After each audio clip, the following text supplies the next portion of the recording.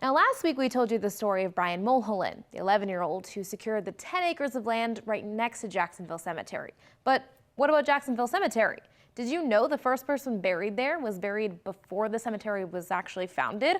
Or that there's a secret trap door in the maintenance shed? Let's explore. I personally feel we have an obligation to care for those that came before us. 6,000 souls buried here in the cemetery. At 32 acres, the Jacksonville Cemetery is one of the largest pioneer cemeteries in the state, though it's more like 7 small cemeteries. Oddfellows, a fraternal organization. We have the Masonics, we have a Jewish section, a Catholic section, and 2 more fraternal organizations, the Improved and Independent Orders of Redmen. With the different sections, you'll hear some different stories. The Catholic wagon trail was put in the 1860s because the Masonics and the Catholics didn't get along. Okay. They did not get along in life. They did not get along in death. Reportedly, and you know, this is all part of history. A lot of things are true and facts, and others are kind of like folklore. But Dirk Sidlecki says while the Masonics and Catholics may not have been the best of friends, you know, the fraternal organizations, I think they supported one another. As Sidlecki points out, it's hard to know exactly what was going on when the cemetery first opened in 1859. But here is a fact. First person that was actually buried in the cemetery is Margaret Love. She was buried here in October of 1859. Now, the cemetery did not officially open until December of 1859. Love's son got special permission from the city, so she wouldn't have to be dug up and reburied 2 months later. But looking around, you'll see a few headstones with years earlier than 1859. Those people were moved from the old burial grounds at the bottom of the hill. All of those remains were disinterred and brought up and reburied in the cemetery.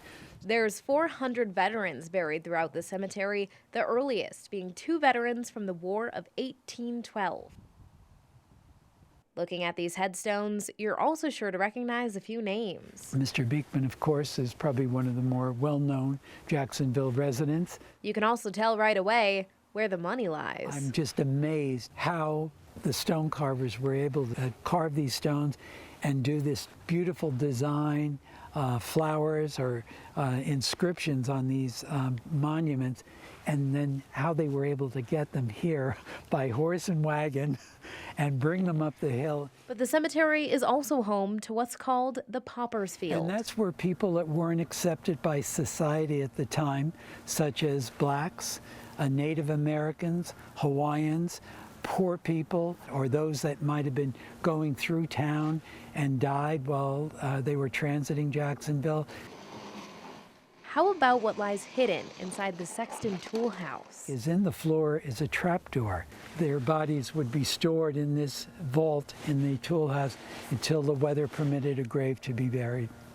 And one last thing that's surprising about this 160-year-old cemetery. And here we are, almost 2020. We still bury people in the cemetery. And you may have noticed some construction going on at some of those graves. That's because the Friends of the Jacksonville Cemetery still works to restore and preserve the cemetery and the headstones. They also give tons of tours, though those are May through October. You can head to friendsjvillecemetery.org if you would like to learn more about it.